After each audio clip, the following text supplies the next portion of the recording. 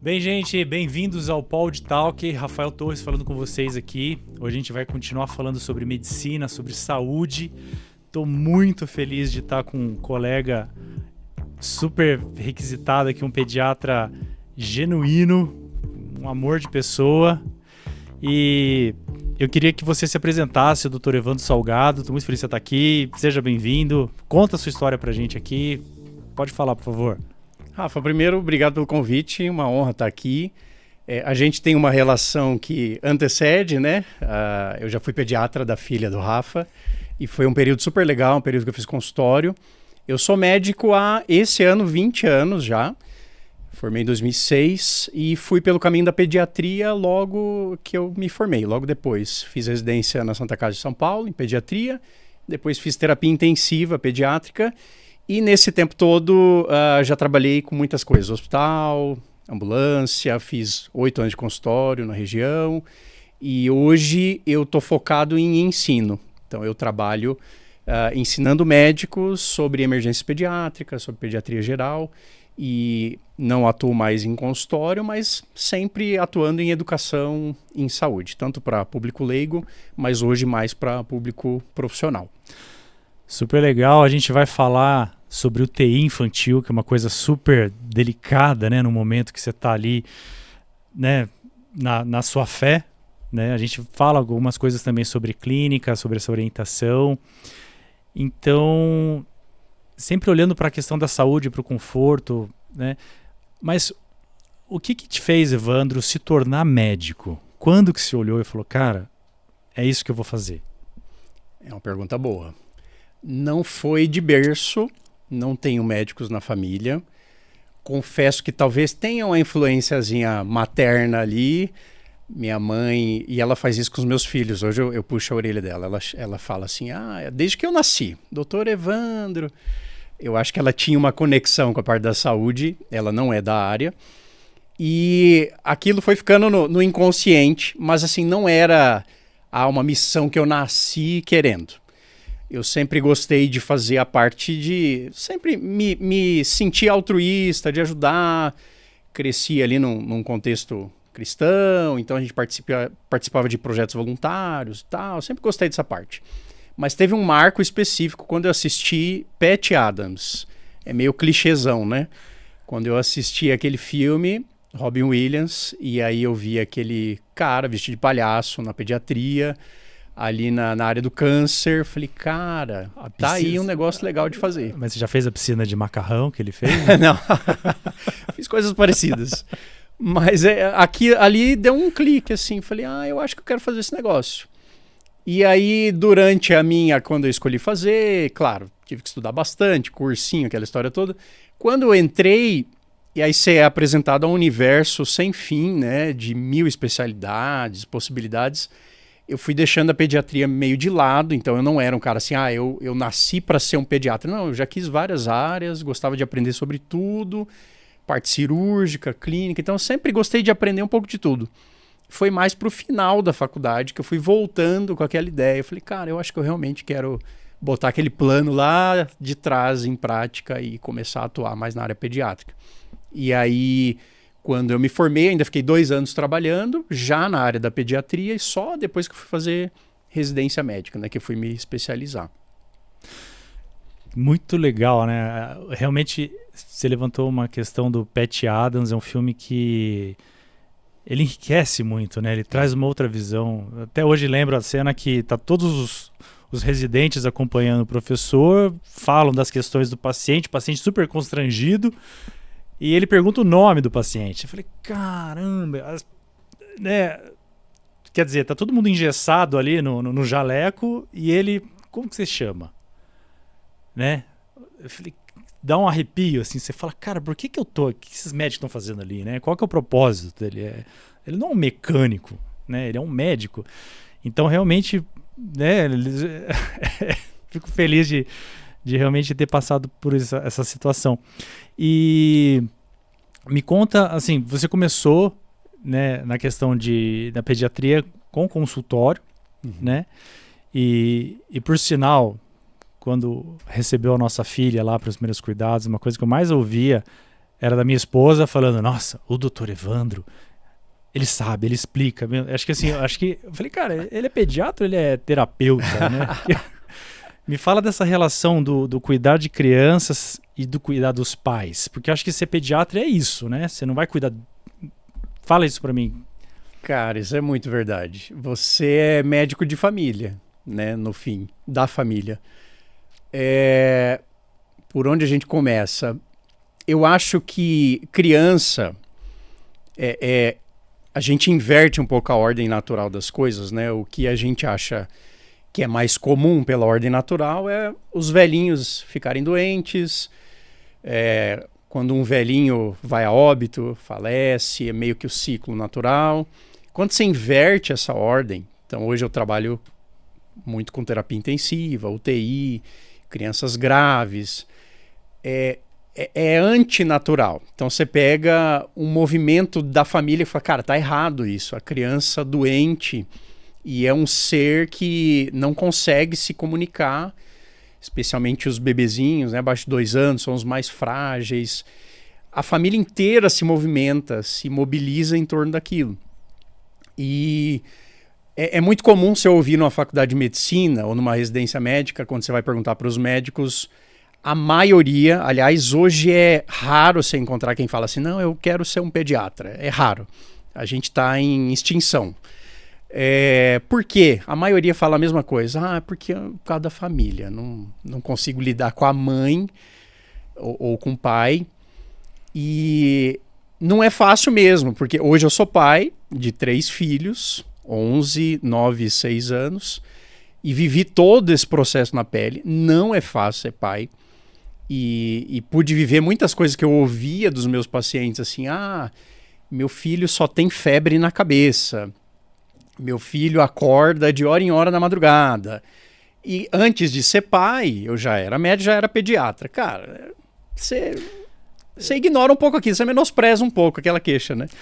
É uma questão que você lida muito com a ansiedade de todo mundo. De todos. Acho que, né, primeiro, acho que fica em dúvida a capacidade de um pediatra, como você falou, identificar num ser que não tem uma comunicação verbal. Sim. A criança não fala onde está doendo, por que ela está com febre, né? Então, tem essa situação. Depois vem a família entendendo ainda se está certo ou não, por questão do tempo. Mas já devia estar melhor. Até se explicar que a criança ela tem um metabolismo diferente, tem uma imunidade em construção, né?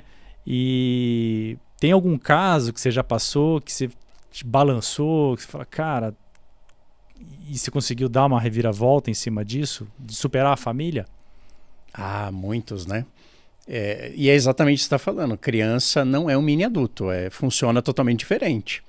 Então, de fato, quando eu comecei a vivenciar como pai, mudou minha perspectiva, né? Então, primeira vez que meu filho, de fato, teve só a cabecinha quente, eu falei, nossa, não é que os pais tinham razão?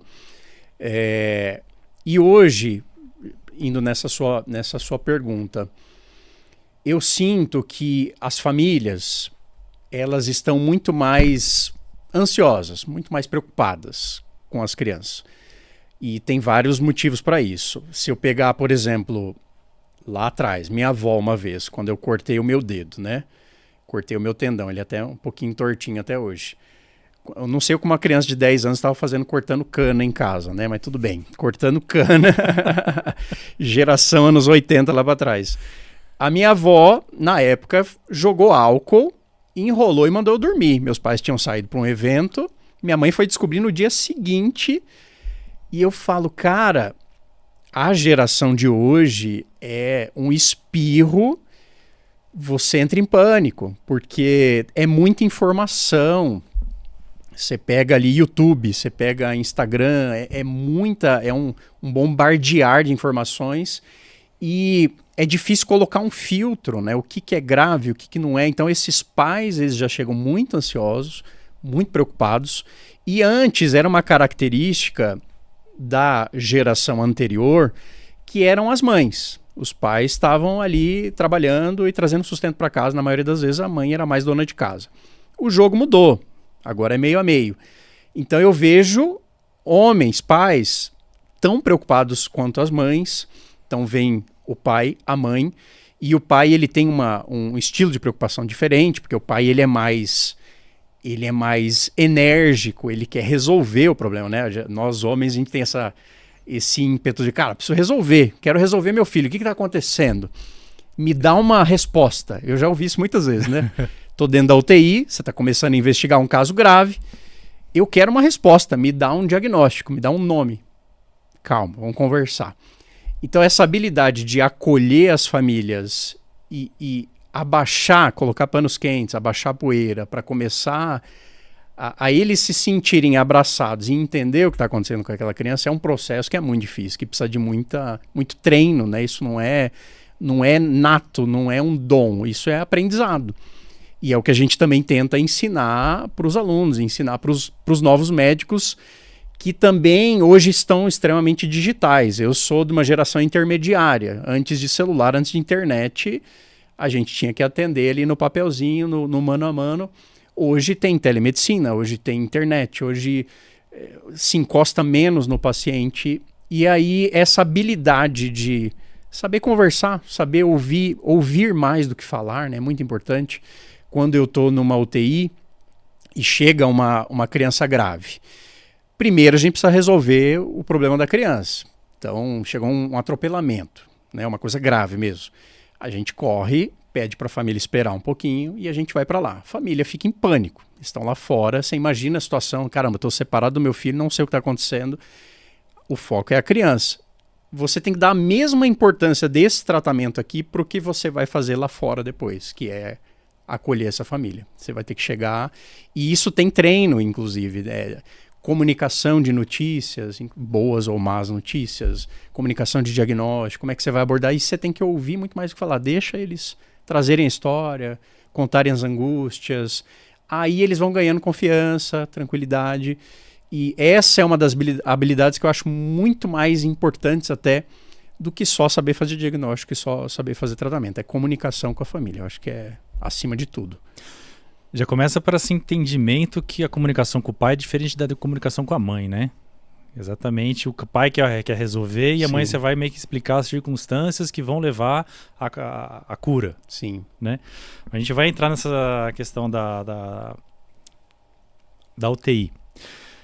Me fala só em relação ainda na questão de consultório, um tema que eu acho muito importante, que a gente está sofrendo muito, que é essa overdose de informação. Então, eu já me peguei nessa situação como pai, né? A minha esposa, cara, tá com febre, o que pode ser? Aí você vai no YouTube e tem lá 1 milhão de situações. Então, assim, o que você fala a respeito disso? Tem algumas fontes que você pode ter uma pré-ideia, sei lá, um Wikipedia, nem sei, assim, ou realmente pegar o vídeo que tem mais visualização, assim, antes de eu sair de casa. O que eu posso sondar para realmente levar o meu filho para uma consulta pediátrica? É emergência, não é? Que fonte? Onde que eu consigo? Ou não faço isso? Como é que eu me viro nessa situação que tá uma criança doente, uma criança com febre, e já tá na hora ou não? É termômetro, bateu 40, sei lá, que bateu, já leva ou não? É uma boa pergunta. Vamos lá. Informação tem demais. ChatGPT tá aí e cada ChatGPT de cada pessoa ele é treinado de forma diferente, algoritmo, e tem gente que é viciado em alimentar esse algoritmo de forma que o algoritmo vai favorecendo o que você já procura. Então, Instagram, rede social é a mesma coisa. Eu gosto de ver muita coisa que é assustadora. Vai aparecer muita coisa assustadora para você cada vez mais. Você fica sempre naquela ansiedade. Eu faria um paralelo se eu fosse procurar um problema estrutural na minha casa. Eu acho que nós como seres humanos, primeiro, você tem que ter uma referência humana confiável, para começar. Então, não é que o humano não esteja sujeito a erro, pelo contrário, demais. Só que quando você tem uma referência, por exemplo, estou com um problema estrutural na minha casa, eu vou conversar com um engenheiro, um arquiteto de confiança. Ele sabe tudo? Absolutamente não, mas ele filtra para mim. Porque eu Evandro, particularmente, eu tenho essa mania de achar que eu sei resolver as coisas em casa. Então eu vou pro YouTube, como é que instala papel de parede? Ficou todo torto. Mas eu vou lá e eu acho que eu consigo. Se jogar informação médica na internet, é esse mesmo equivalente. Cara, meu filho está com febre, manchas no corpo, meu filho está sonolento. Se você jogar isso agora no ChatGPT, dependendo de como você treinou esse algoritmo, você vai entrar em pânico imediato. Porque assim, primeiro que pode ser tudo, e segundo que ele vai te guiar pelas coisas que são mais graves, mais emergenciais. Então você vai começar a pensar em meningite, meningococcemia, que é a situação mais grave relacionada ao meningococo, que é uma bactéria super agressiva, causa meningite e que pode levar a sepse, a infecção generalizada, e óbito. Se você for jogar informações aleatórias, você vai entrar em pânico. Então, a primeira coisa é ter um apoio, alguém que você confia, que você sabe que se atualiza, que estuda, e pedir um filtro. Poxa, me ajuda a guiar essa situação aqui para eu saber o que é ou não é emergencial. O que eu estou vendo hoje que é uma tendência na medicina? As pessoas já não têm mais isso. De novo, a gente entra na história do relacionamento. O ser humano ele está se desconectando cada vez mais. A gente confia mais em algoritmo, em quem tem mais visualização, quem tem mais... E às vezes você precisa de um bom relacionamento, você precisa de uma boa conversa com alguém que já viveu experiências, que já tem uma vivência naquilo e que vai te dar um norte. Então assim, poxa, eu conheço o seu filho, conheço sua filha, traz para eu dar uma olhada, vamos ver. A gente vê os sinais, a gente conversa, ou eu mando um vídeo. Funciona a telemedicina? Depende. Nunca vi a criança na vida, não sei como foi o desenvolvimento dela, como é que ela tá, como é que ela é. Complicado. Agora, se eu já conheço, mas hoje a cultura mudou. Hoje a cultura não tenho alguém, uma referência de confiança e qualquer coisa eu levo ao pronto-socorro e qualquer coisa eu levo para o primeiro médico que aparecer. O que eu acho que tem mais views, mais seguidores, eu olho e confio 100% no que ele fala. Cara, é individualizado. Então eu acho que eu começaria por aí. E aí a gente entrou nessa cultura de pronto-socorro que é exames demais, que é imagem demais, que é internações demais, muito antibiótico. Por quê? Porque eu não conheço a criança. Então você imagina, se eu acompanho uma criança que desde que nasceu e você fala para mim, minha filha tá assim, assim, assado. Poxa, vamos dar uma olhadinha, eu já conheço ela de outros momentos. Não, tá tudo bem, vai passar. 24, 48 horas de observação, vai dar tudo certo. Agora, o médico tá vendo pela primeira vez aquela criança. Eu não sei o histórico, não sei se já tinha alguma doença grave, se tem algo oculto, não sei do passado. Exame, vamos pedir todos os exames possíveis, furar a criança, pedir tudo que é hemograma, PCR, etc. Vamos fazer raio-x, fazer tomografia. E isso é o mais comum hoje em dia. As pessoas não têm mais uma referência humana para te ajudar, para te dar um norte. Acho que seria por aí. Importante, então, ter realmente um lastro, né? Um profissional dedicado, ter o pediatra da família, de fato, né? Creio que sim. É que é difícil que você, como pai, mãe, você fica sou responsável, né? Tem uma questão visceral ali, né? Que você quer cuidar exatamente na melhor forma possível e quer isso para agora. Sim. Né? Então, acho bem delicada essa situação realmente e eu passei por isso. Minha filha, em algum momento, ela estava com suspeita de dengue, né? E a gente foi pro hospital e, cara, assim, dengue acho que tem um procedimento que você tem que ficar tirando sangue de 2 em 2 dias, uma coisa assim. Se as plaquetas estão baixas, foi né? bem baixo, assim. Então, e o exame diagnóstico ele é feito a partir do 5º dia. Então, se está antes do 5º dia, você fica, né? Será que é? E com a Valentina foi bem assim. A gente foi pro hospital e fez aquela super triagem. Desde pequenininha, eu sempre levava lá para fazer vacina, né? Então, tanto é que nesse momento que ela deu a entrada no hospital, ela, cara, tirou muito sangue dela. E eu lembro que ainda tentava conversar com ela para deixar ela entender por que precisava do sangue, tirar sangue. E até hoje, meio que ela dava já o braço para tirar sangue. Foram poucas situações, assim, acho que 4 ou 5 vezes que foi lá para tirar sangue. E ela... É isso. Eu senti realmente que os médicos precisavam entender, conhecer ela. Eu falei, cara, será que tá aqui e tal, meu, e volta e vai, e aí vai passar com o corpo clínico, né? Os outros médicos darem opinião também. Então, ficou bem, bem delicado, assim. Mas me conta algum caso, na época de consultório, que te chamou muita atenção na questão de ter uma postura da família ansiosa e que você conseguiu ensinar a família a ter mais paciência, que depois eles começam a voltar mais tranquilos. Foram muitos casos. Inclusive, eu tive pacientes vizinhos, inclusive. Teve uma ocasião que ele me acordou às 3 da manhã, batendo na minha porta.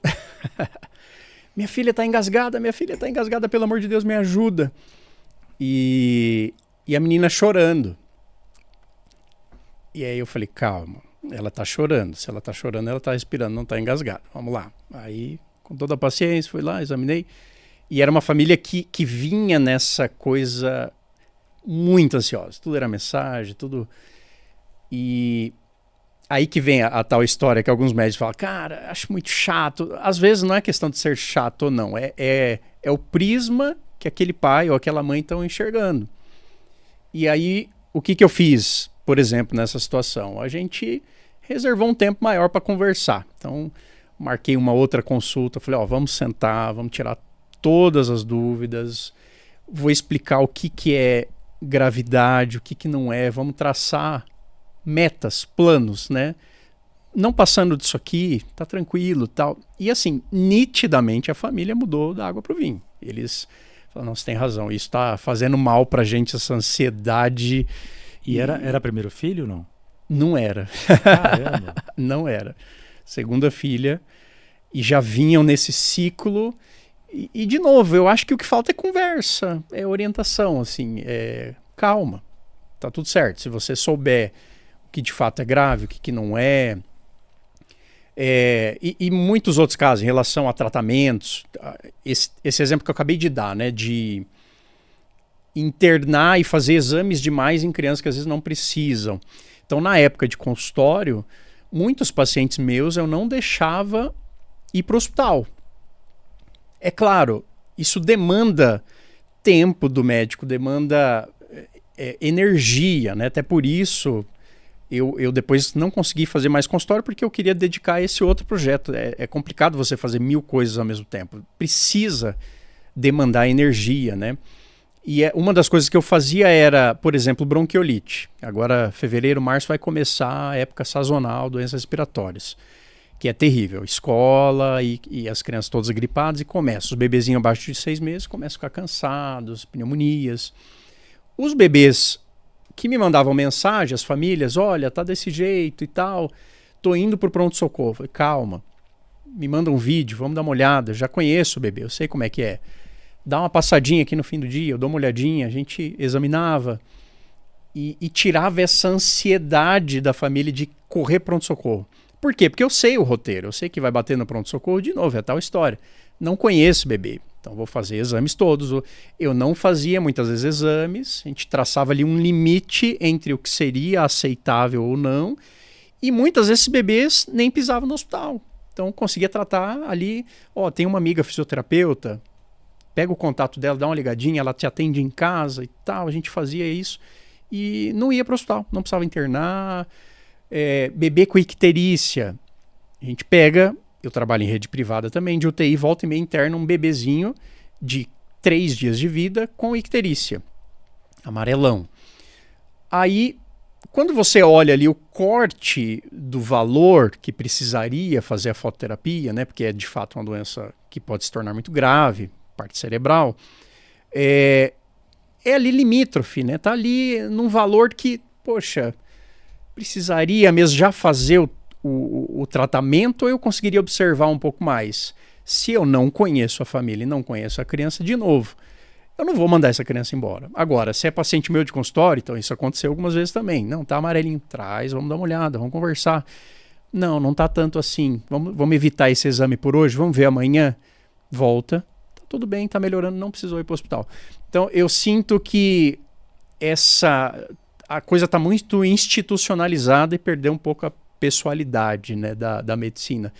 E construir relacionamento médico-paciente faz muita diferença para isso, né?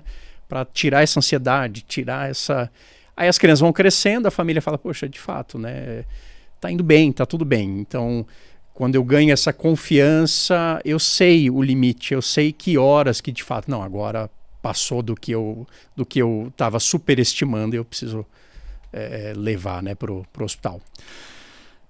Ser médico e tomar essa decisão do será que eu espero um pouco mais, parece aquela visão de um barquinho indo para uma cachoeira.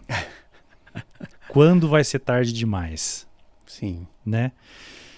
Então, como que eu trabalho, como que um novo médico trabalha, além da questão dos estudos, obviamente, como é que ele trabalha o emocional? Aí já vai entrar um pouco no viés também dos seus cursos. Como é que você prepara um médico para ele saber que horas ele consegue ligar o motor e voltar sem cair ter essa queda de um paciente? É uma excelente pergunta. Não tem resposta certa para isso. O que a gente trabalha hoje em dia é protocolos. A tal da medicina baseada em evidência. Que, de novo, medicina não é matemática. Ela tem muitas variáveis, a variável humana. Mas a gente trabalha com protocolos. Então, hoje em dia tem muito estudo para tudo. E voltando na história da quantidade de informação que a gente tem, inclusive eu uso IA até para dar as minhas aulas, porque assim, é uma quantidade infinita de temas, de artigos, todos os dias saem muitos artigos. O que é confiável, o que não é. Então você tem que treinar um cérebro artificial para te ajudar a selecionar o que está bem feito, o que não está, faz sentido, não faz. Mas assim, a coisa andou tanto, está tão estudada, tantos assuntos, que tem protocolos. Desses protocolos, a gente precisa ter eles como alvo, como meta. Então, assim, eu sei quando é um quadro leve, moderado ou grave, baseado nesses protocolos, para praticamente todas as doenças. É claro que há variações, tem bom senso, quadros leves, moderados, em que o limite é meio cinzento ali, não tem uma linha muito clara. Poxa, é bom senso, experiência médica. Agora, eu sei quando um quadro é grave, eu sei quando tem evidências para isso, quando eu preciso pedir exame. E aí, de novo, falando de excesso de exame, vou te dar um exemplo. Tem um estudo dos Estados Unidos que chama PECARNI, e é um estudo muito objetivo. Estudaram milhares e milhares de hospitais e crianças, etc., para ver, cara, uma criança caiu, bateu a cabeça, um TCE, um trauma crânioencefálico. Quando que eu peço tomografia? Então, antigamente, isso não tinha uma resposta. Era assim, acho que a criança está um pouco sonolenta, vou pedir uma tomo. Não, tem um galo maior, vou pedir uma tomo. Não sei, não tem absolutamente nada, mas eu vou pedir uma tomografia porque vai que, né? E se você for ver, radiação de uma tomografia equivale a mais de 100 raio-x de tórax. É absurdo, assim. Então, e hoje a gente está na cultura da imagem, da tomografia para todo mundo. O PECARNI, ele tem isso escrito bonitinho. Então, se você levar a sério e falar, vou seguir protocolos, poxa, como é que foi o mecanismo do trauma? Mais de 1 metro, foi colisão, foi arremessado do carro, mecanismo grave de trauma, tem que fazer tomografia. Teve perda de consciência, teve vômitos. Então, assim, são critérios muito objetivos. E aí o médico precisa conhecer isso. Tem que saber protocolo. E hoje em dia, no hospital, a gente tenta protocolar a maioria das coisas que são mais comuns e mais prevalentes, né? Dengue tem protocolo, pneumonia tem protocolo, trauma também. Então eu sigo um checklist. E aí, se eu passei o meu checklist e estou em dúvida, ou me dá margem para eu decidir por A ou B, aí tudo bem, aí depende muito da tua experiência. Mas hoje em dia tem medicina para isso, tem, sabe, tem teoria para você estudar e fazer a coisa baseada em evidência. E passar isso para a família também, que a família te cobra isso, né? Os pacientes estão mais exigentes. Baseado em que você está me passando esse antibiótico? Hoje não adianta mais você falar, é porque está vermelhinho a garganta. Não, peraí. Tem critério para isso, né? Amidalite bacteriana, viral. Então, tem os dois mundos. Mundos de evidências e protocolos e um mundo de decisão baseado na tua experiência, no teu relacionamento com a família e tudo mais. Essa questão de protocolo até, acho que estava no jornal recentemente, né, esses casos de médicos que operaram e esqueceram objetos dentro do paciente, né, que agora eles começaram a pegar isso da aviação, né, que ela checa e verifica de novo, verifica de novo, verifica de novo, né, sempre a redundância. Acho que é essencial isso daí. E só em relação quando você estava falando do seu vizinho, pai, que foi bater para uma criança que estava engasgada, tossindo, chega até, às vezes fica cego, né? Tem algum padrãozinho, assim, o que eu preciso saber? Vamos pensar um pacotinho de informações para os pais, que seja aí de primeira viagem, ou os pais ansiosos, quando correr com o filho. Assim, você falou, tem a temperatura, tem mancha na pele, tem sonolência. Que hora que eu saio correndo às 3 da manhã com a minha filha, meu filho, pro hospital? Excelente pergunta, porque é a mesma pergunta que os técnicos fazem, os médicos também se fazem. Quando a gente vai ensinar sobre isso, existe um capítulo todo, uma matéria toda só sobre reconhecimento de gravidade. E tem um jeito muito fácil de reconhecer que a gente ensina para os médicos, e precisa ser fácil para todo mundo, não só para leigos, para médicos também. Então, existe um triângulo que a gente sempre ensina, que se chama triângulo de avaliação pediátrica. São 3 coisas. É um triângulozinho. Nesse triângulo tem aparência, respiração e circulação, cor. Então, quando eu olho para uma criança, como é que está a aparência dela? Então, os pais conhecem muito bem os filhos, né? Os pais são especialistas dos próprios filhos. A gente sempre brinca com isso. Eu nunca posso desmerecer a informação que uma mãe e um pai trazem. Meu filho não é assim. Então, assim, ele teve um tremor estranho. Aí você fala, isso é uma crise convulsiva, não é? Se você menospreza essa informação e fala, não, tá somatizando, tá inventando, né? Às vezes você pode ter perdido uma informação valiosa ali, porque pode ser que só a família percebeu uma crise convulsiva que não apareceu no hospital, ninguém mais viu. Às vezes você faz o exame naquele momento que não deu para ver.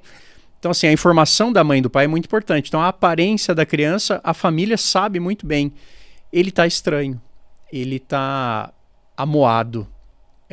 Por exemplo, infecção viral, a criança pode estar com mancha no corpo, febre alta, super gripada. Você vê a criança correndo e brincando para lá e para cá, e se sujando de terra, e às vezes pulando na piscina. Estado geral que a gente fala, é uma coisa muito importante. A criança que está caída, de repente começa a ficar mole, sonolenta, a aparência importa. Aí vem o respiratório, que vem agora, que é a parte sazonal, que vem muito. Respiratório é esforço respiratório. Então eu vou olhar como a criança respira. E isso às vezes é mais difícil de perceber, aí tem que ser um olho meio treinado. Os pais de primeira viagem, por exemplo, quando olham um bebezinho, o bebê ele tem um padrão respiratório diferente. Às vezes ele respira mais rapidinho, aí ele faz umas pausas, respira rapidinho de novo. Isso é diferente de uma criança que está respirando rápido sem parar por causa de uma pneumonia. Então é um olho treinado. Mas, pergunta para a família, como é que tá? A respiração está fazendo força para respirar? Puxando a fúrcula, puxando as costelas. Isso é um sinal importante. E por último, circulação, que é a cor. Você olha para a criança, cara, tá pálido, tá estranho, tá passando mal. A criança, vontade de vomitar, tá nauseada. Sabe quando fica cinza, fica branco? Vou dar um exemplo interessante. Na minha residência médica, uma vez, quem fez o diagnóstico de cardiopatia, problema no coração, de um bebê, foi a irmãzinha de 3 anos. Uma época que a gente estava passando na Santa Casa, na cardiologia. A irmãzinha ficava olhando o bebezinho, brincando com ele o dia inteiro, e começou a chamar o bebê de boquinha de uva. E era uma família negra, né? Eles eram negros, era difícil, cara. A própria cor deles atrapalhava um pouco essa análise, assim, né? E o bebê, mas a menina olhava pro irmãozinho e falava, ele tem boquinha de uva. Que história é essa, né? Aí virou até o apelido do bebê, boquinha de uva, achando que era uma coisa bonitinha. E o bebê meio sonolento, não ganhava peso e tal, foram ver, era uma cardiopatia grave. E a tal boquinha de uva era a tal da cianose central, falta de oxigênio, né? Saturação do bebê no ar ambiente era 80, 82. A única que percebeu foi a irmã, por causa da cor do lábio. que era um pouquinho diferente do dela, era mais azulado, ela chamava de uva. Então, é assim, percepções, né? O bebê nunca vai te contar essa história, né? Não vai falar, poxa, eu tenho um problema aqui no coração, né? Vim com defeito. Não está no manual, são percepções. Então, quando eu vou orientar tanto as famílias, o pessoal que é leigo, e tanto os médicos, eu ensino esse mesmo triângulo. Cara, aparência, como é que está a criança, respiratório e circulação, cor. Se eu estou gelado, se eu estou com a extremidade fria, são sinais de gravidade. Qualquer alteração dessa, ficou sonolento, caidão, tem que levar para o hospital. Você pode reparar que na maioria das circunstâncias, nada disso está alterado, que é o que o povo surta, né? Então, por exemplo, nossa, febre, tá com febrão. Febrão não é sinal de gravidade. Febre é um recurso útil do nosso corpo para aumentar teu metabolismo e combater aquele vírus, aquela bactéria. Febre por si não é grave. Mas qual que é o limite da febre? É uma boa pergunta. Não existe um limite verdadeiro. Existe, assim, suspeitas. Então, quando eu tenho uma infecção viral, que é mais benigna, na maioria das vezes a febre é menor. Então, no geral, a gente põe como um corte 38,5. Inclusive, mudaram o corte de febre recentemente. A Sociedade Brasileira de Pediatria colocou já 37,5. Antes era 37,8. Tá baixando um pouquinho. Mas, 37,5 a 38,5, na grande maioria das vezes, sugere um quadro benigno. Se de repente me bate um 39,5, obviamente a gente vai pensar em talvez algo um pouco mais severo, mas isso não é uma regra. Então, tem muitos vírus da gripe, influenza, etc., que batem febres de 40, 41 graus. E aí entra um outro mito, que é, meu filho está com 39, ele vai convulsionar, deixa eu correr para o hospital por causa disso. E isso também é um mito, porque tem a história da crise convulsiva febril, né? E eu já vi muita criança convulsionando com a parte febril com 37,8. Então não tem nada a ver com nível de temperatura para uma criança convulsionar. Tem a ver com a genética e a imaturidade cerebral daquela criança. Então, se é um 37,8, 37,9, ela pode convulsionar. Agora, tem criança que está com 40 graus de febre, que o máximo que isso vai trazer para ela naquele momento é um baita mal-estar, que é péssimo, né? Dor no corpo, você fica taquicárdico. Mas nesse momento eu posso pensar em baixar essa febre, dar um banho, certeza. dar um sorvete? Com certeza. Essa é a primeira orientação. Olhou o triângulo. Como é que tá o meu filho? Ele tá moadinho porque ele tá febril nesse momento, mas nada, sabe? Não tá assim largado, sonolento, ele tá só meio moadinho. Então, a partir da aparência, respiratório, não tá... Quando eu tô com febre, eu respiro um pouco mais rápido, mas assim, eu sei que se eu baixar a febre, logo depois melhora. Então, a primeira orientação é, vamos medicar esse sintoma e observar. Na grande maioria das vezes, e a gente estima até em mais de 90% das vezes, nessa fase especialmente do ano, é viral. Então eu posso observar 48 horas a 72 horas medicando, observando. Se não evolui com sintomas de gravidade, que são esses, tranquilo. Então assim, agora muitas famílias fazem ao contrário. Não, eu não vou medicar, vou tá batendo 40, eu vou entrar no carro, é 1 hora de trânsito até chegar no hospital, porque eu quero que chegue lá e esteja com febre para acreditarem em mim, que meu filho está febril e que precisa fazer exame. Cara, não, medica.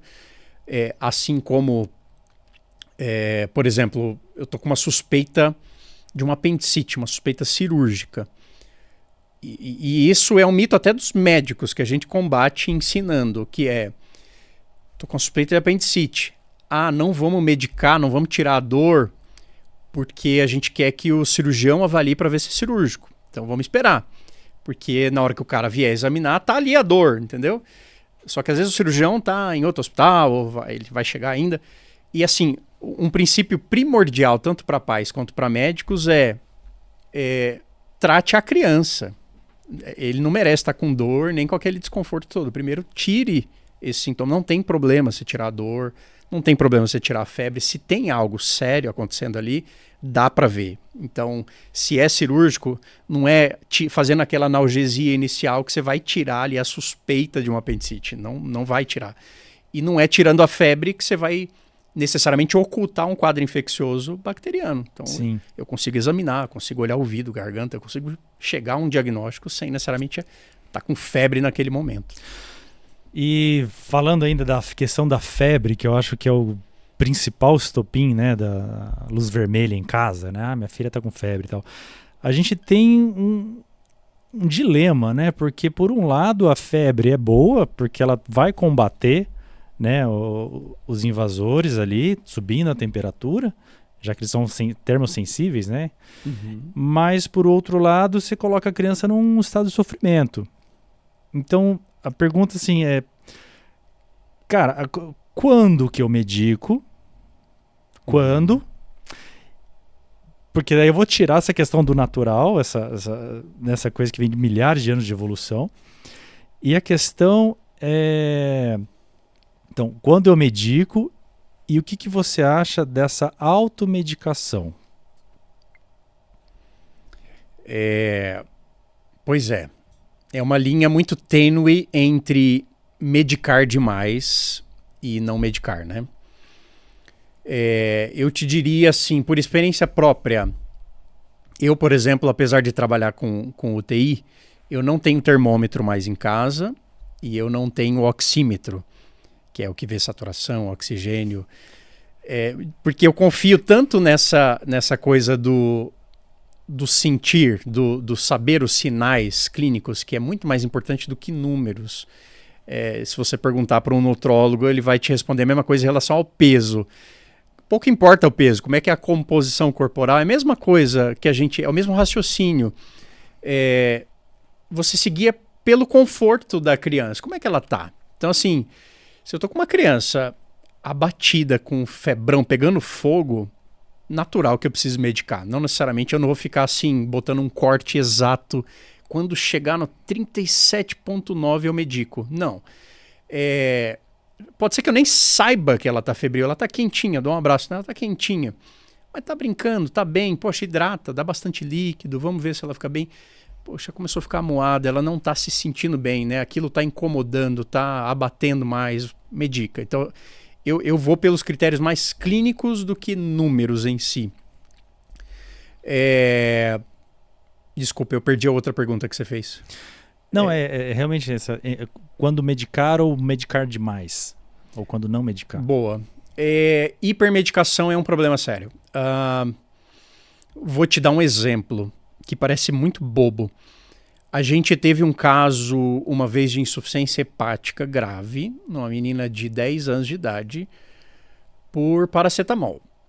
Então não foi tentativa de autoextermínio, não foi nada. Ela tomou 2 comprimidinhos de paracetamol. E por alguma razão ela já tinha uma tendência genética ali a fazer insuficiência hepática por causa do paracetamol. Então assim, qualquer medicação pode levar a questões graves, inclusive inaugurando um diagnóstico que ninguém sabia. Tem uma condição genética que se chama deficiência de G6PD, que tem já no teste do pezinho, que é a falta de uma enzima que atua ali nas hemácias, células vermelhas. Quando eu tomo determinados medicamentos, eu faço a quebra dessas células vermelhas, então eu faço uma anemia abrupta, súbita, e às vezes pode ser grave. E pode ser que a criança nunca tenha tomado remédio na vida. E aí um belo dia eu dou lá um antibiótico, ou seja o que for, anticonvulsivante também, um remédio que dá muita crise. E ela faz uma crise abrupta e grave. Então o que significa isso? Remédio é antinatural. Então eu sou da opinião assim, que é sempre melhor você não medicar e chegar a um diagnóstico do que hipermedicar. Então é melhor você ir com calma.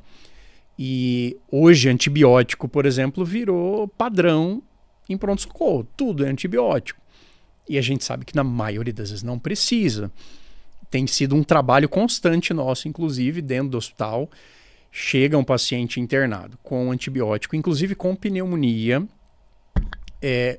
A gente avalia todos os dados, hemograma bom, PCR, que é um exame que mede a inflamação sanguínea, né? Proteína C reativa, é um exame que ele te dá um norte. Poxa, se está muito inflamado, eu tenho um número muito alto, mais provável que seja bacteriano. Então vem um PCR baixinho, é uma imagem pulmonar que lembra mais um quadro viral. A gente hoje tem tido a coragem de tirar o antibiótico e tratar a criança, tratar a parte respiratória, fisioterapia, medidas sintomáticas, passa 1 ou 2 dias a criança melhora, pronto, poupamos um antibiótico, que seriam ali 7, 10 dias, e passa 1 mês a criança está gripada de novo, então já vai ser o segundo antibiótico.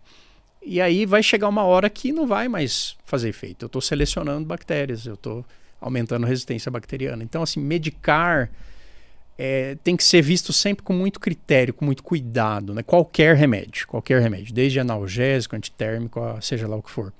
Mas é isso, conforto do paciente. A criança não está bem, né? Eu, por exemplo, eu odeio ter dor de cabeça. Eu medico, mas eu uso pouco. Então é bom senso também. Fica a dica aí, então, pais, mamães, joga fora o termômetro. Não é? ou deixa guardadinho. Minha filha achou o termômetro dela, agora começou a tirar a temperatura das bonecas. Tá vendo? Para isso é bom, para brincar. Mas muito legal, muito bacana voltar de novo essa questão do conforto. Uhum. Né? A gente ainda, às vezes, como pai, como mãe, você acaba se colocando numa posição... eu sei, é melhor, uma questão de superioridade, tenho que agir também, né? E acaba medicando simplesmente sem precisar. Acho que isso é bem tênue, assim, você está atento a essa situação. E me fala agora sobre essas questões que envolvem UTI infantil. Uhum. Por que você foi entrar na UTI? O que tem lá dentro? Tem muita coisa. Por que você virou um médico de UTI? Quando eu me formei, isso em 2006, 20 anos atrás. Quando eu me formei, eu fui trabalhar como militar. Então, no meu primeiro ano de trabalho, eu fui para uma cidadezinha do interior, lá divisa com Paraguai e Bolívia, eu sou do Mato Grosso do Sul, uma cidadezinha do interior. E lá, qual que é o primeiro emprego do médico, na maioria das vezes, né? Então, eu consegui esse emprego militar, trabalhava ali no hospital militar e dava plantão no hospital municipal daquela cidade. E comecei a dar o plantão. Quando a gente está na faculdade, é muito fácil você estar sob o guarda-chuva dos teus chefes, de pessoas experientes. Chega uma coisa grave ali, outra aqui, você está ali. E aí eu posso te dizer categoricamente que a formação médica ela é muito deficitária e já era na minha época e hoje está bem complicado. A gente viu isso recente nas notícias, né? E você não sai preparado para todas as situações, infelizmente. Por isso que vem residência, vem especialidades, enfim. Eu fui trabalhar. E num dos primeiros plantões, uma das primeiras coisas que me aconteceu foi chegar uma criança na minha cabeça assim, poxa, eu sei tocar pediatria, né? Atender resfriado, diarreia, prescrever um antibiótico, eu sei fazer. Chegou um bebezinho, filho de uma mãe boliviana, desfalecido no braço da mãe. Um bebezinho que devia ter uns 3 ou 4 meses. O que eu faço agora? Né? Por onde eu começo? O que ele tem? Faço a mínima ideia. Dá tempo de fazer exame? Tem que entubar? Não tinha nada do triângulo ali. Nada, o triângulo estava todo quebrado. O bebê estava apagado, não tinha cor, praticamente não respirava, só... E aí? Começa por onde, né? Na faculdade, você vê algumas crianças assim, mas geralmente quem está atendendo ali os residentes, ou, né, cara, quando é você, aí aquilo me deu um pânico, porque eu falei, eu preciso aprender esse negócio. Foi aí que eu decidi, naquele dia ali, eu lembro até da carinha da criança. E aí eu me apertei, me enrolei pra caramba, não sabia o que fazer, liguei para outro colega, alguém foi lá me ajudar, me acudir, e eu me senti totalmente incapaz. Aí eu fui estudar, fui fazer curso, fazer residência, etc.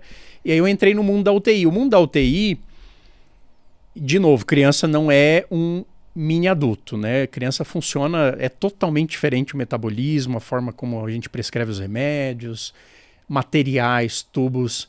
O pediatra, ele atende de 0, literalmente 0 quilos, porque eu posso ter um neonatologista que atende um bebê de 400 gramas, até 100 e tantos quilos, né? Então eu já tive paciente não UTI de 120 quilos, um adolescente obeso. olha a gama, né, de variações. Então, assim, é um adolescente que já funciona como um adulto e um bebezinho que o fígado ainda está começando a amadurecer, os rins, qualquer coisa, os rins falham e por aí vai. Então, assim, eu decidi ir para essa área e comecei a já trabalhar em UTIs logo assim nos anos seguintes e é um aprendizado muito grande, assim, dentro da UTI a gente vê todas as especialidades na sua forma mais grave, né? Na sua forma descompensada, vamos falar assim, né? E aí a gente pode também tocar nesse assunto, mas são dois universos diferentes, o que a gente vê hoje numa UTI privada, o que a gente vê hoje numa UTI pública, são dois universos totalmente diferentes, mas assim, respondendo a pergunta é isso, eu escolhi por uma necessidade pessoal, e como eu tinha muita dificuldade na época, depois eu escolhi ir para o ensino, porque isso me dá muito prazer hoje, falar assim, olha, o caminho é assim, calma, olha por esse lado, faz isso, faz aquilo. E antes eu tinha professores que muitas vezes não tinham paciência para ensinar, eu não sei te dizer, assim, a medicina, ela tem períodos e períodos, né? Teve uma época que era muito formal, que a gente tinha vergonha até de perguntar para o professor qualquer coisa, né? Aquela coisa do respeito máximo da hierarquia. E por outro lado, você hoje tem mais acesso à informação mais mastigadinha, mais didática. Eu fui mais por essa linha. Cara, a pessoa precisa realmente aprender o que ela está querendo saber, né? Não só saber do livro. Tem que ver na prática ali, né? A UTI, ela tem essa questão de que ela exige, né? Você ter um conhecimento, porque você está realmente ali no final da cachoeira ali, né? Ou pegando pro fio do cabelo, literalmente, né? E ter esse conhecimento é extremamente essencial. Você saber segurar, saber voltar. A UTI também é um ambiente que para qualquer pessoa, foi para UTI. Qualquer pessoa que se comenta, meu filho foi, né? Entra nessa situação que você citou do particular, do hospital particular, que é uma questão de capital, que vai sugerir uma infinidade de exames, e um hospital público que, não, cara, aqui a gente tem que otimizar e vamos só quando realmente o paciente estiver precisando. Mas como é que funciona a cabeça de um médico? Você falou no começo da sua carreira, o bebê boliviano, que você se apavorou, né, nessa situação. Como é que funciona hoje? A sua cabeça tá ali. Recentemente eu fui tirar sangue, tinha uma criança tirando sangue também, o neném chorava, gritava. Cara, meu olho encheu. Eu falei, cara, assim, tira. Eu falei, caralho. Desculpa. Falei, mano, é assim, tipo, 3 enfermeiros em cima, o pai, a mãe segurando. Eu falei, cara, aquela cabeça. Porque assim, eu preciso tirar o sangue. A criança não tem ideia do que está acontecendo, ela está desesperada. Ela está presa, ou está ali assistida ali, né? Mas não pode sair. Assim, eu quero saber da sua cabeça. Como é que fica a cabeça de um médico nessa situação? A cabeça não é boa, não. Sendo muito honesto, a cabeça de quem trabalha numa área dessa, índice de burnout, índice de autoextermínio, índice de muitas coisas ruins, doenças, é muito alto. Porque a gente lida, e não estou só puxando sardinha para o meu lado. Eu acho que qualquer pessoa que trabalha com situações de risco, pega um policial, é a mesma coisa, vai pegar um bombeiro, mas quem trabalha com emergência, com UTI, sofre. Mas tem que ser profissional ao mesmo tempo. Então, assim, quando eu virei pai, para mim começou a ser muito mais difícil ver aquelas crianças ali, da idade dos meus filhos. E teve uma época, eu trabalhei por 3 anos no Hospital do Câncer, do HC, aqui em São Paulo, que, assim, só coisa gravíssima. Só chega lá quem não deu certo o tratamento, quem está, assim, muito difícil, paliativos, e índice de óbito muito alto, e crianças da idade dos meus filhos. Então, assim, isso me deixava péssimo. Então a gente tem que tentar equilibrar isso de outras formas, né? Terapia, lazer, eu tenho os meus mecanismos para conseguir extravasar. Eu ia perguntar qual é o refúgio. É fundamental. E vou te dar um exemplo. Eu estava falando da meio militar, quando eu fui da Marinha, em 2007, formei e fui para lá. O psiquiatra da Marinha, eu fiquei 1 ano só. No final daquele ano ele tirou a própria vida. O psiquiatra. Pressão militar, pressão de, sabe?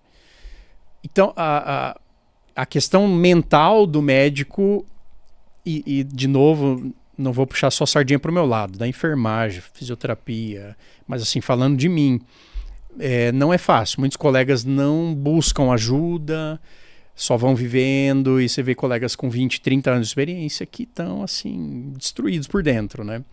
Vai perdendo até um pouco da humanidade, né? Mas burnout é super comum. E só complementando a sua... Você ia perguntar alguma coisa agora, né? Mas se quiser eu já complemento. Pode falar. Ia falar, isso até a questão de vícios, né? As pessoas acabam buscando essas muletas assim. Mas é justamente você, como que você orienta os seus alunos a lidar com essa situação? Porque... Cara, é técnica de salvamento, né? Que eles falam, você entra no avião, a primeira coisa que vai cair a máscara, você veste a sua máscara, pra você ter ar, pra você conseguir pegar as pessoas ali. Sim. Como é que é o Evandro falando de como lidar com... Cara, você tem que buscar terapia, você tem que jogar bola, você tem que fazer tênis, você tem que fazer pintura, vai pro jiu-jitsu, vai estudar mais... O que é? Como que estrutura... uma mente para pilotar essa situação? É tudo isso que você falou, e eu costumo agir, eu vou falar por mim, de novo. Vou dar um exemplo muito específico que aconteceu recentemente agora no hospital, para você ver o nível de estresse que a gente chega, né? Então, era uma criança que tinha 2 aninhos de idade, e só essa história que eu vou contar, ela vai pegar tudo que a gente já falou até agora. Era uma criança que era quietinha, então meio sonolenta, estava ruinzinha, meio pálida, foi para o hospital. Ela começou a mancar. Ninguém sabia o que essa criança tinha. Chegou no pronto-socorro, começou a fazer os primeiros exames, fez exames de sangue, aí fez um ultrassom ali do quadril, o pessoal já começa a levantar várias hipóteses, né? Será que é dor muscular, né? Uma miosite, por exemplo, né? Uma dengue. Começaram a fazer os primeiros exames, começou a vir tudo negativo. Pediu um ultrassom, não mostrava nada. Aí a criança não estava legal, foi para UTI. Então a gente recebe a criança nesse contexto. E aí a gente começa a acompanhar essa criança, ela começa a piorar visivelmente. Então começa a ter um febrão, 39 e tanto, pior exame de sangue. Nós começamos a tratar, sinal de alerta, antibiótico, vamos investigar, faz uma tomografia, não acha nada. Precisa fazer uma ressonância, faz a ressonância, quase nada, e a criança piorando. Agora, só de eu contar isso aqui já não te gera ansiedade? Eu estou falando de 10 segundos. Você imagina um pai e uma mãe dentro de um serviço que tem toda a estrutura, tem todos os exames, 1 dia, 2 dias, 3 dias, eu não tenho uma resposta. E aí, o pai que, quer assumir aquela posição de liderança da família dele, ele quer fazer alguma coisa, e que, por outro lado, também tinha um acompanhamento da psicologia, que depois trouxe esse feedback para nós. O pai está se sentindo culpado porque nos primeiros sintomas ele falou para a menina que era frescura, para ela parar com aquilo. Não era frescura, a criança estava realmente evoluindo muito mal. E ele se sentindo culpado com essa situação, ele começou a causar. Então, assim, ia no posto de enfermagem, começou a gritar, começou a bater nas coisas, peitar a gente, eu quero resposta, eu não sei o que, eu quero ser transferido, sabe? Com agressividade, a mãe chorando o tempo todo. Se coloca nesse contexto, como é que você lida com isso? Então, assim, se você é uma pessoa que só reage, é só uma pessoa reativa, qual que é a tua primeira vontade? Ir no mesmo nível dele, é bater de frente, falar, é o seguinte, tô fazendo o meu melhor, se não quiser saber, leva para outro canto.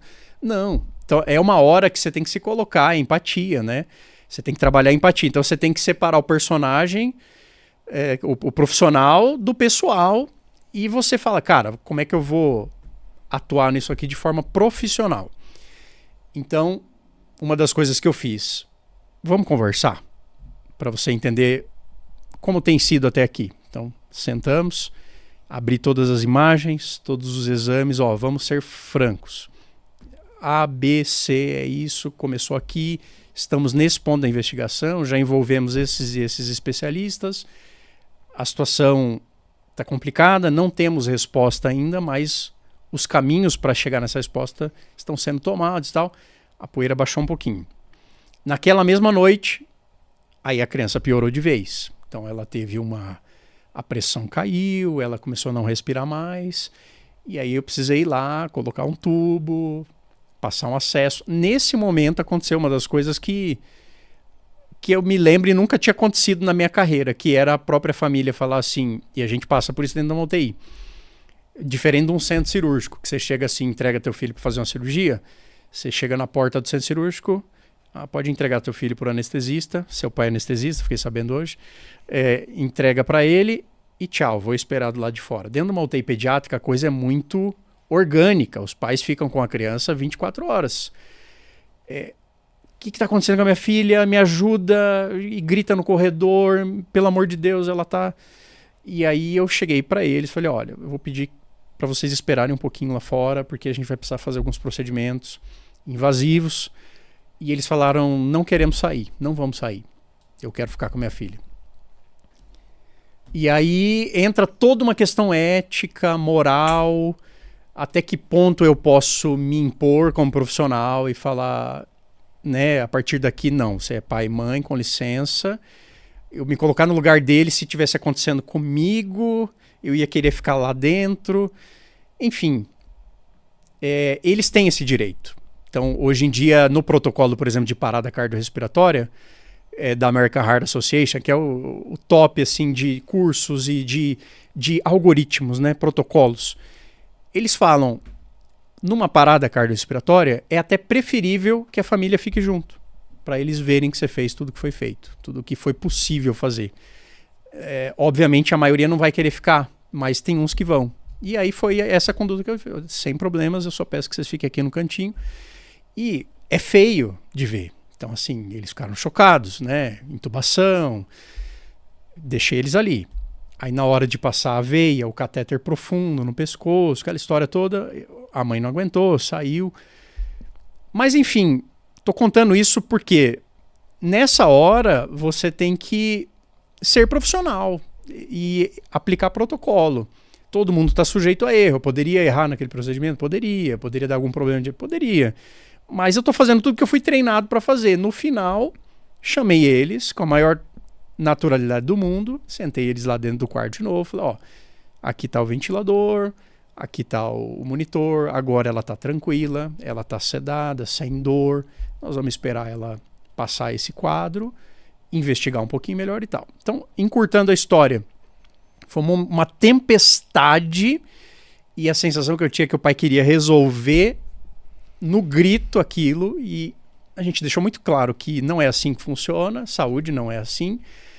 E depois que passou essa tempestade, eles entenderam que de fato a criança não estava bem, era um quadro de gravidade. Chegamos a um diagnóstico, lá pelo 4º ou 5º dia de história, apareceu o nome da bactéria, que era um Staphylococcus aureus, gravíssimo, forte, que tinha ido pelo sangue. Era uma menina que botava tudo na boca, teve uma feridinha na boca, aquilo desceu para a perna e fez todo um estrago, uma infecção generalizada. Ela melhorou, tiramos o tubo, e aí nesses últimos dias de melhora, recuperação, a família baixou. Aí eles começaram a confiar 100%. E ficarem tranquilos, falarem baixo, poxa, obrigado, no final fizeram cartinha, mencionaram nomes. Aí, quem vive isso muitas vezes, você já sabe o filme, né? Então, assim, eu tento passar isso para os meus alunos e para os meus colegas. Calma, não vamos entrar em embate, porque a gente sabe o depois, né? É claro que o depois nem sempre é favorável. Já aconteceu também muitas vezes comigo de não ser favorável e piorando cada vez mais e ir a óbito. E aí é outra situação. Mas a experiência que eu tenho é que se você fez um bom trabalho de acolhimento e de mostrar profissionalismo. Ó, estamos fazendo isso, isso e isso, tá aqui o protocolo, a gente se baseia nisso aqui, e ao mesmo tempo ser humano, de abraçar e chorar junto. Já chorei junto muitas vezes, pacientes que ficaram ruins. A família confia, e no final fica tudo bem, mesmo quando o desfecho é ruim. No final a família vem agradecer, poxa, obrigado, porque vocês se esforçaram, fizeram o que era possível, sabe? Então, é o que eu digo, separa o personagem, seja profissional, mas assim, não deixa de... O pessoal você tem que cuidar aqui fora, você tem que ter outras atividades, tem que ter amigos, terapia, hobby, porque senão você enlouquece. Justamente colocar o mapa, né, e explicar o melhor possível. Acho que a pior coisa que tem é a sensação de um médico que não sabe. Você tá num avião e o piloto parece que não sabe pilotar, né? Acho que isso... Como é que você constrói isso, né? Com conhecimento e com experiência, obviamente. Mas essa situação da pessoa não sabe o que ela está fazendo, acho que é fundamental. Um médico saber passar o profissionalismo, né? Que às vezes a pessoa sabe muito, mas não tem cara de que, sabe? Esse cara não deve sair de cima do livro, né? Nunca deve ter. E caminhando aqui para o nosso encerramento aqui, me fala sobre mais ainda, sobre, né? a humanização da UTI. A questão de... você tá ali com criança que não tem ideia do mundo, né? Não tem ideia do tempo, como que se cura. Como é que você... né, voltando ao nosso início lá, o Pat Adams, como é que você humaniza a sua UTI? Que pergunta difícil, hein? Vamos lá, eu acho que hoje a gente tem dois caminhos. A gente tem o caminho da obstinação e tem o caminho do paliativo, vamos dizer assim. Mas o paliativo não o conceito que é passado adiante hoje. E vou ser mais claro. Como eu já trabalhei em setor de oncologia e uma das minhas chefes era paliativista, o que é o paliar, né? É um conceito novo, não é exatamente novo, mas dentro da pediatria ele está sendo introduzido agora. Paliativo não é fim de vida, não é terminalidade, não é só eu desistir de tratar uma pessoa. Isso é o conceito errado. Poxa, não vamos envolver os cuidados paliativos, aí dá aquela sensação de caramba, não tem mais o que fazer. Pelo contrário, hoje em dia o conceito tem sido conforto desde o início, desde a admissão. O certo seria que todo paciente tivesse acesso a cuidados paliativos desde o início, que é trazer conforto, trazer humanização. E não necessariamente obstinação. O que é obstinação? É eu fazer qualquer tratamento, qualquer investigação a qualquer custo, mesmo que isso cause mais sofrimento para o paciente. E isso tem sido muito legal, esse debate, porque a gente está numa medicina que é mais para o lado de cá, que é mais exame, que é mais remédio. Eu não desisto a nenhum custo, mas por outro lado eu tenho um pessoal que fala, poxa, tem tratamentos que às vezes fazem mais mal e encurtam prognóstico, encurtam tempo de vida, mesmo se falando de criança. Então, se você for falar de humanização, hoje em dia, na maioria das UTIs, talvez você não tenha tanto isso explicitamente, porque a maioria das crianças fica pouquíssimo tempo e quem presta mais esse trabalho de acolhimento, somos nós, equipe mesmo. Muito a enfermagem que está em contato ali 24 horas, vem lá doutores da alegria, vem o psicólogo, vem o pessoal fazer brincadeira. Isso tem em alguns hospitais, infelizmente não em todos, muitos não têm essa pegada, mas geralmente são crianças que ficam períodos curtos e tal. Então, quando eu falo sobre humanização no seu nível mais profundo, eu estou falando mais de crianças crônicas, crianças que de fato têm uma doença mais grave, ou crianças oncológicas. E talvez para trazer só mais um caso para a gente chegar no fim dessa conversa, eu tive uma paciente, e não era no hospital oncológico, era no hospital normal, tradicional, era uma criança de 10 anos, tinha tumor cerebral. Linda menina, inteligente, esperta, ia para a escola, vida normal. Descobriu esse tumor e já tratava há algum tempo e fazia suas quimioterapias e tal. Nas últimas quimioterapias, ela começou a ficar muito mal, muito ruim. Então ela sempre internava na UTI, ela precisava ser entubada, remédios fortes, aquela história toda. Passava muito mal. E ela trouxe para a equipe médica, com a mãe do lado, a mãe era que ficava mais, eu não quero mais esse tratamento. E assim, se você ouvisse isso de uma criança aqui, essa criança não sabe o que está falando, né? Igual imagina uma criança de 8 anos fala assim, não quero tomar antibiótico. Vai tomar, né? Eu vou cuspir. Não, você vai tomar. Agora, é diferente. Uma criança de 10 anos, mas amadurecida pelo sofrimento, né? Pela vida. Muitas internações. Ela sabia do que ela estava falando. Eu não quero mais esse negócio para mim. Eu não quero mais tratar. Minha irmã vai casar no meio do ano. Eu quero ser madrinha lá. E eu quero estar bem. E você imagina ela falar isso. Aí a gente falou, e agora, né? Nessa época eu estava ali na coordenação, tal, junto com o pessoal. Eu chamei uma colega paliativista. Falei, a gente precisa conversar sobre esse caso. Precisa chamar a oncologia. E fizemos uma reunião com a família.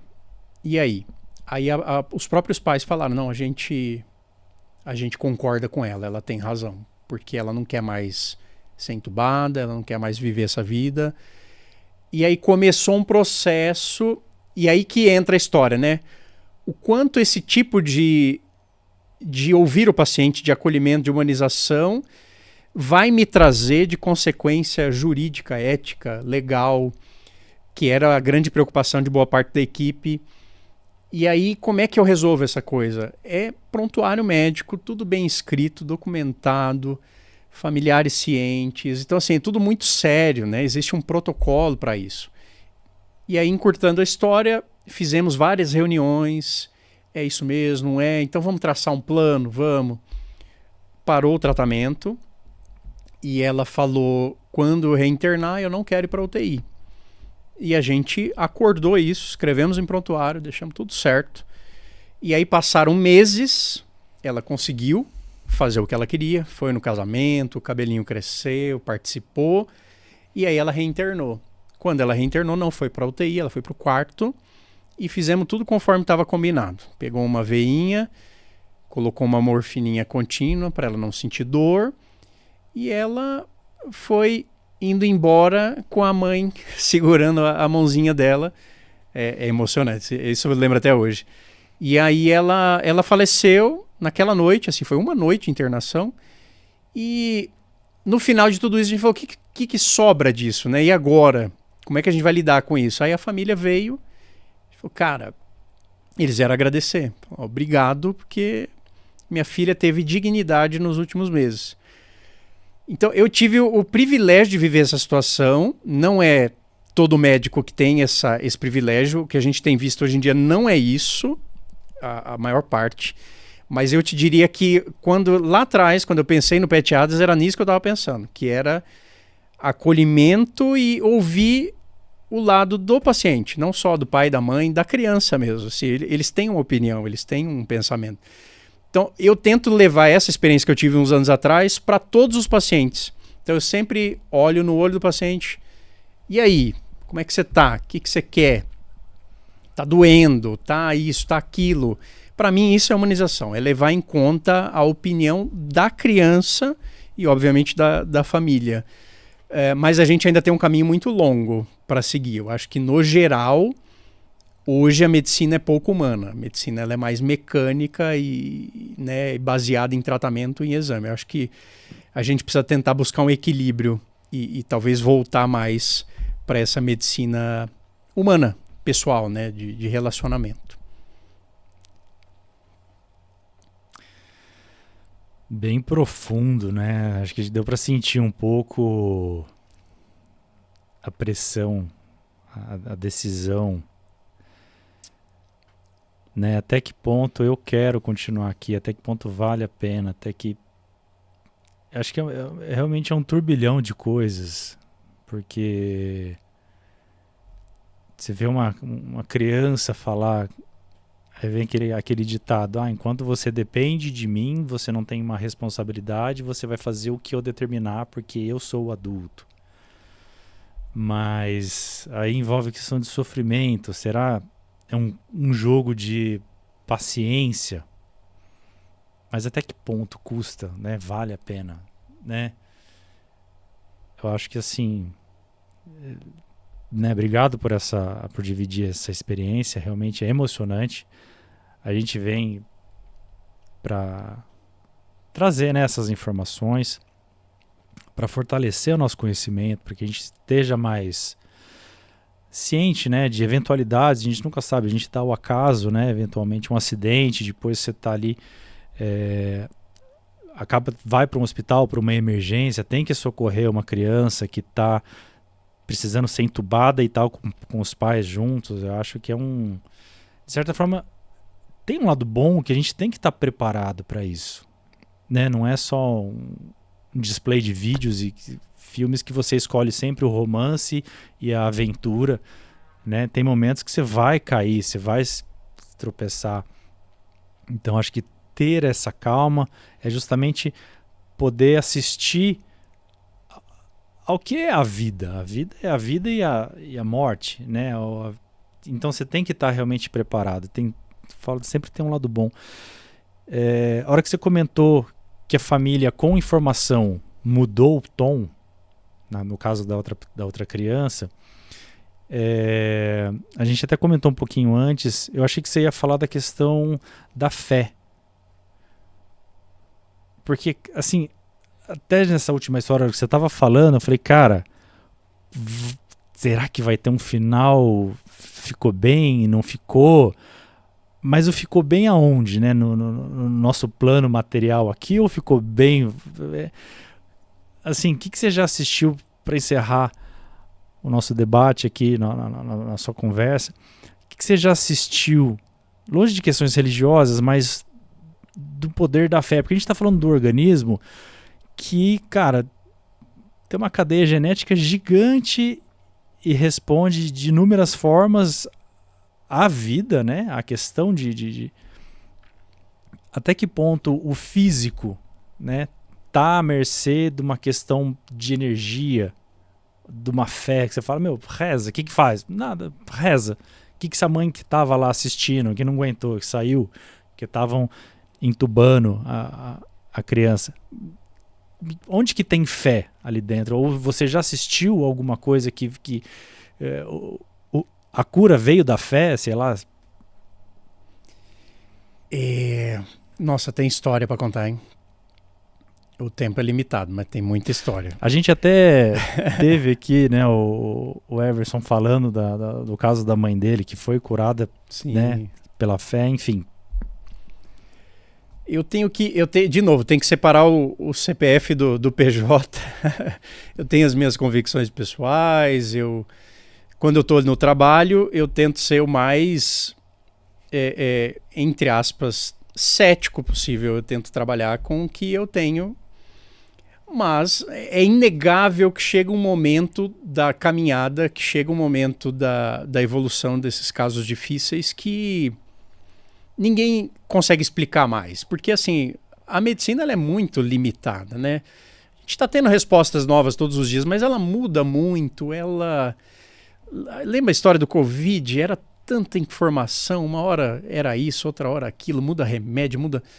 Então a gente está aprendendo. Então chega uma hora que você fez o que tinha que fazer, está aqui.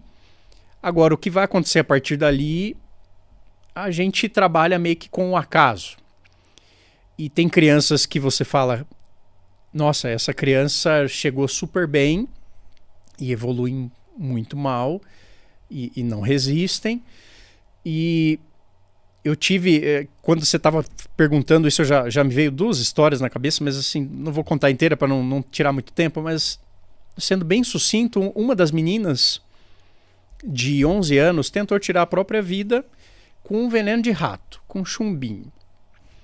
E que é uma péssima escolha, diga-se de passagem, porque assim, ela era grande, é péssimo, obviamente, uma intoxicação gravíssima, e ela usou uma quantidade talvez não exatamente letal, mas que fez muito mal. Então ela teve uma parada, ela vomitou, ela se engasgou.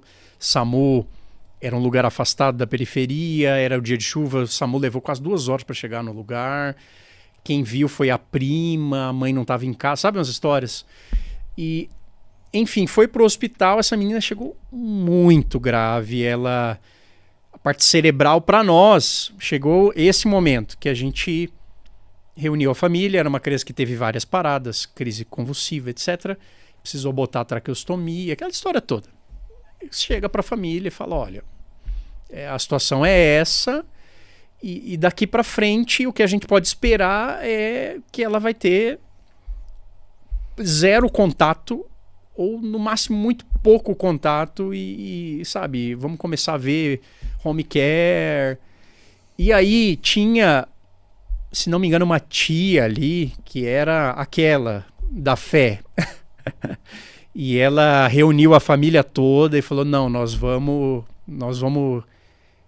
Ela disse outras palavras, mas é quase como nós vamos reverter isso na oração. Fica tranquilo que ela vai melhorar. E aí você fala o quê numa hora dessa, né? Nós como médicos, bom, é isso, a fé é importante, né? Mas você estava vendo nos exames uma sequela total ali.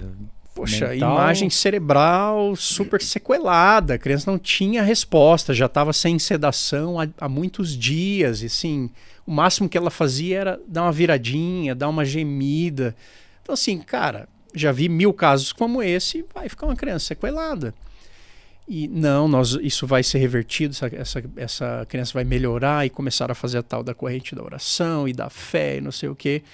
E aí, tornando a história bem curta agora, passados 2 meses dentro do hospital, foi uma internação super longa, ela saiu andando do hospital, agradecendo, fazendo psicologia, explicando por que tinha tentado tirar a própria vida sem traqueostomia. Agora, se você me perguntar o que aconteceu daqui até aqui, né, nesses 60 dias, na parte médica, eu não faço a mínima ideia. Assim, não... uns vão dizer é neuroplasticidade, a criança tem essa habilidade. Cara, primeiro que não era um bebê, uma criança pequena, já era um adolescente, grande. A gente não tem essa neuroplasticidade toda de readaptação, a gente tem uma capacidade incrível de recuperação. Agora, você mudar da água para o vinho, aí tem uma hora que você fala, cara, eu preciso levar esse negócio da fé em consideração, né? Eu preciso crer que, sem dúvida, tem uma interferência enorme na prática, e tem estudos, muitos estudos sobre isso, né? Eu não costumo falar muito sobre isso, porque é sempre um tema polêmico, cada um puxa para um lado e tal, mas sim, se você for para a academia, tem muito estudo dizendo que a fé faz diferença no tratamento. Aqueles que né, você falou da energia, do pensamento, da oração, tem estudos falando que faz diferença. Grupo A, grupo B, placebo. Eu ia falar placebo, tem isso, né? Tem isso. É uma crença de algo que você... de gente externa, que está fora e que influencia. E a tia aceitou o convite, não, de trabalhar para vocês? Porque depois dessa tinha que ter contratado. Não é? Agora, concluindo o raciocínio, cara, eu não estimulo a pessoa a falar em cura, porque é muito frustrante. Porque na maioria das vezes não vai acontecer. E não tem a ver com a fé. Era o momento daquela criança? Não era? Tem coisas muito maiores do que a gente o tempo, imagina. Né, Mas, quando eu vou abordar uma família, eu falo, a fé ela é importante para você. E enquanto eu tenho contato com a criança, né, a criança está ali conectada comigo, é importante para ela. Porque é na fé que a gente se acalma, a gente busca força de onde não tem outro lugar. E você consegue passar por aquela dificuldade de uma maneira melhor. Agora, não necessariamente você vai mudar o desfecho. É claro que se uma pessoa põe isso na cabeça e ela vai até o fim, e isso é a definição de fé real, né? Eu tenho fé, eu não tenho dúvida de que vai melhorar. E de fato melhora, poxa... Última pergunta. Sim.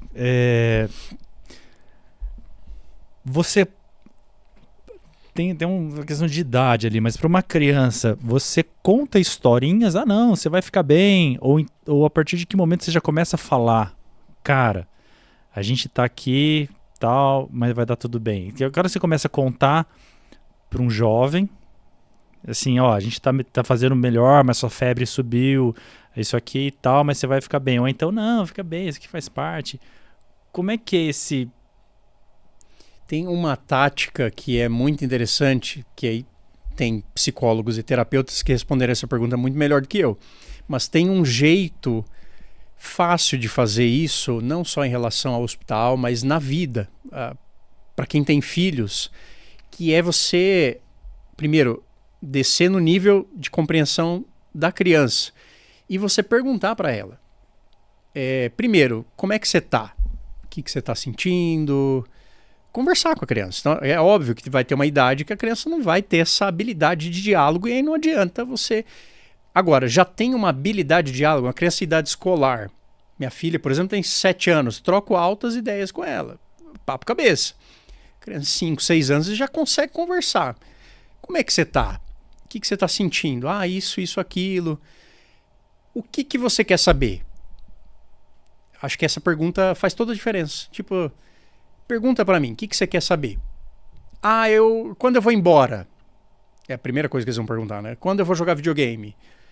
Aí você fala... Aí você começa a responder objetivamente o que ela te perguntar. Você não floreia, você não vai criar na criança uma ansiedade desnecessária. Entende? Assim, que hora que eu falo sobre sexualidade com meu filho? Responde o que está no nível das perguntas dele, assim. Você não vai ficar falando, às vezes, despejando informação, porque às vezes acontece isso, né? O teu filho fala assim, ele viu lá um bebê, uma criança pequena, 5 anos, aconteceu com a gente, e ele estava vendo um desenho e aí a cegonha, aquela história. Como é que os filhos nascem? Aí, cara, chegou o momento. Começa por onde?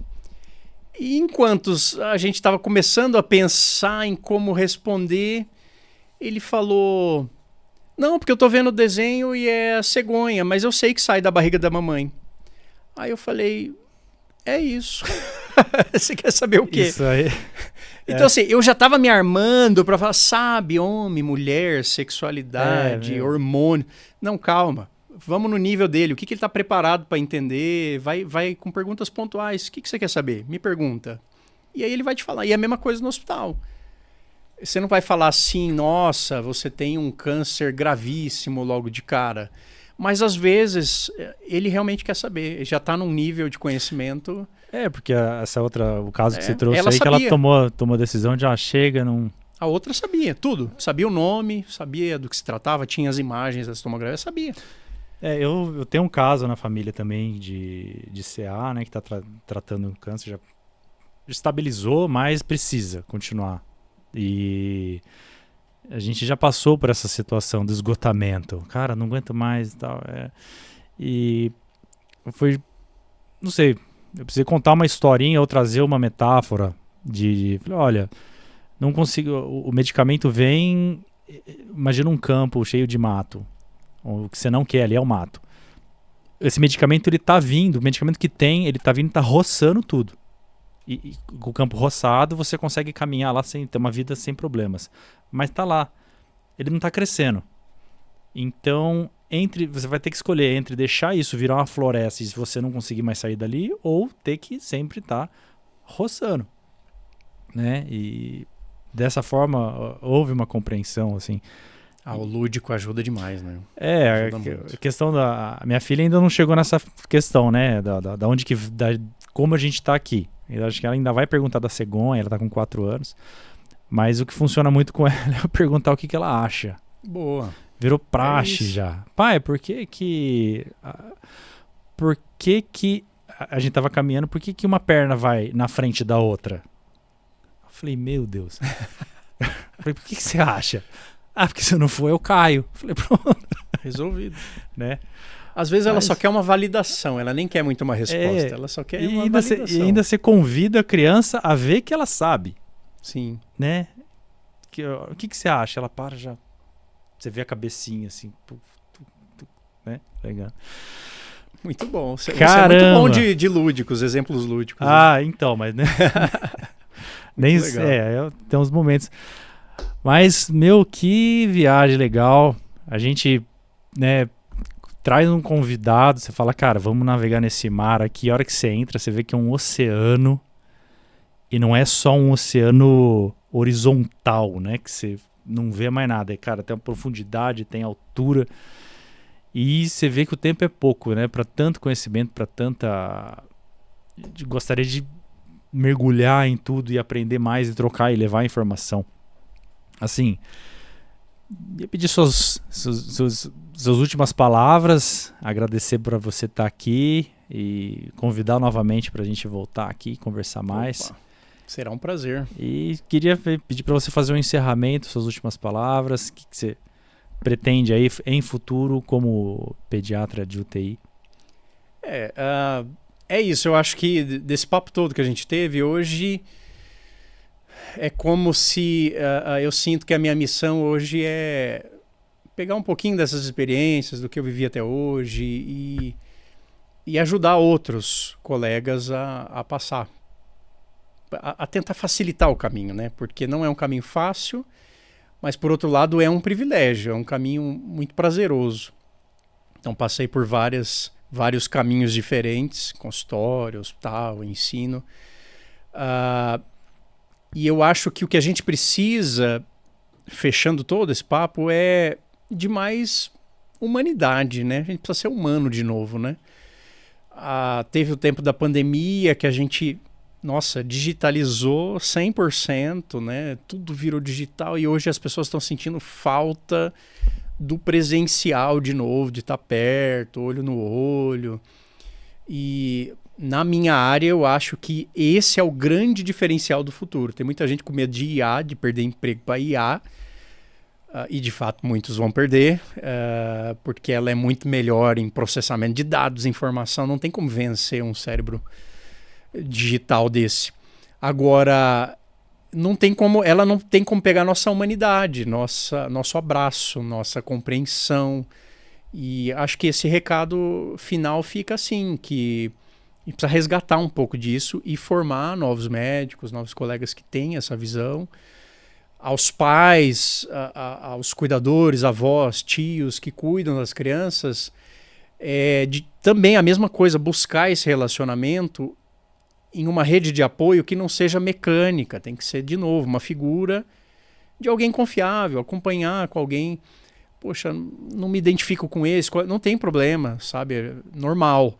Agora tem que ter uma figura de alguém que seja um mentor, que seja, sabe, um guia, mais do que um detentor de todo conhecimento. Não, ninguém sabe tudo, mas é alguém que vai te dar um norte.